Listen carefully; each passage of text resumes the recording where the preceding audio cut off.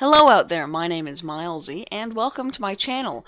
Today I want to talk to you about different fabric types, which is something I brought up last week when we were showing you how to stitch over one or stitch over two, and I mentioned that the different types of fabric that you use will help determine what you want to do.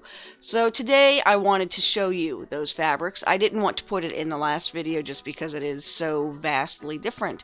And there are a whole bunch of different kinds. There are even more than what I'm going to show you now. But this is just what I have on hand. Some of them are easy to find in stores. Others you kind of have to look for in specialty shops or go online to find them. But let's go ahead and take a look at the different types of fabrics that you can use to do your cross-stitching on. The most common that you'll find is aida. And aida is usually cotton. Sometimes you can find it in vinyl or a more of a synthetic acrylic type of fabric. I have some in black that's synthetic that I would show you, but it's black and it wouldn't show up. But aida is defined by this certain kind of weave here, and I'm really hoping it shows up on camera, where it has 4 strands going either way, and in the middle they're kind of woven together.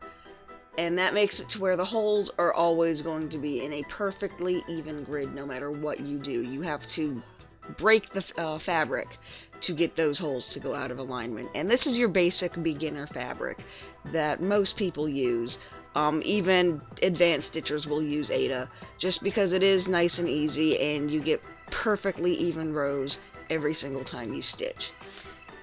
And this comes in a variety of different counts. This is 14 count, which is pretty much the only thing I use for tutorials. I don't use 14 count for any other reason. And it also comes in other sizes. This is 18 count, and you can see it is still the same kind of weave, but it's a lot tighter. So there are, instead of 14 stitches per inch, there are 18 stitches per inch. I have some 16 count hanging around. It also comes in 11 count. And there's a similar type of fabric to this called monk's cloth, which has a similar weave. I was going to show you, but I couldn't find any. But it has a similar weave to aida, but it's 7 count, so 7 stitches per inch. And that's usually used for Swedish weaving.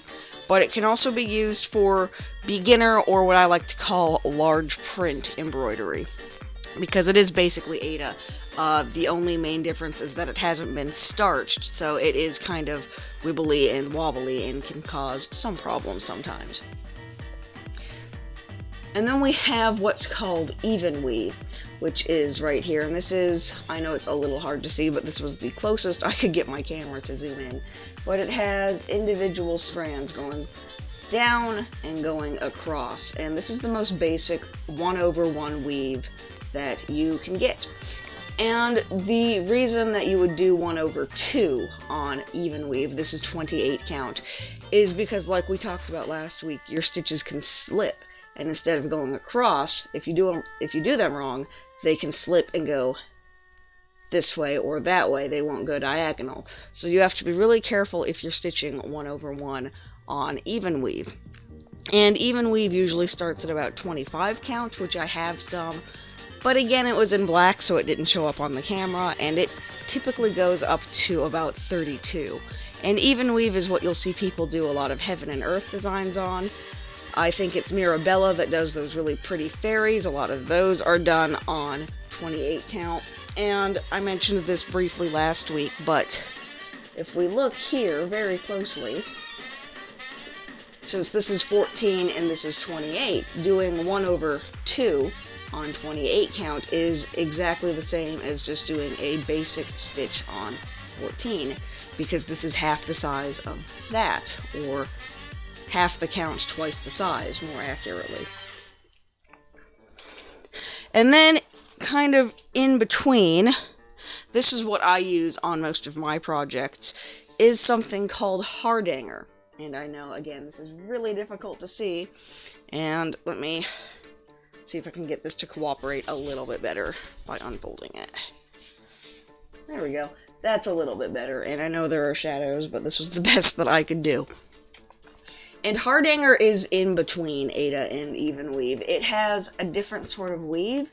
Instead of four strands going down and going across, it's 2 strands, and they don't weave together in the middle. So it's a little bit sturdier than even weave, but it does still have the problem where your stitches can slip if you're not careful. The reason why I like this is called Hardanger and not aida. The reason that I like this is because it's right in between the sizes. It's 22 count. So it's nice and small, but it's not so small that I feel like I need a magnifying glass. But this is one that you can get, a lot of times you can find it just in individual rolls, like you can with the other kinds. I've not had any luck finding Hardanger in stores, however. I've only had to get it in either on Amazon or special order it in. It's really hard to find in places like Michael's and Joann and other things like that. But if you can find it, I strongly recommend it. And then this is something else that is not quite any of them. This is 14 count perforated plastic.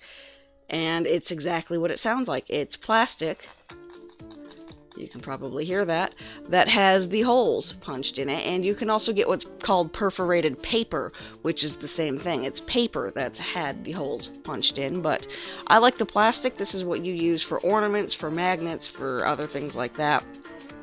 And usually it comes in about 14 count. You can get other kinds of plastic mesh that will come, I think, in 10 count. But because it's plastic and not a weave, it's really difficult to find this in any count higher than 14, just because the holes need to be big enough to accommodate the needle without stretching them out too much and causing them to break into the other side. So this is really good for beginners. This is good for, like I said, ornaments and magnets and other things like that. And you pretty much only want to stitch over one on something like that unless you are using a lot of floss. And there we go. That was just a little peek of the different types of fabrics that you can use. If you have any questions, please put them down in the comments below and I will get to those as soon as I can. But for now, thank you guys so much for liking, commenting, subscribing, all that fun stuff. Make sure you check me out on social media and check out the links down below, and I will see you next time. Bye!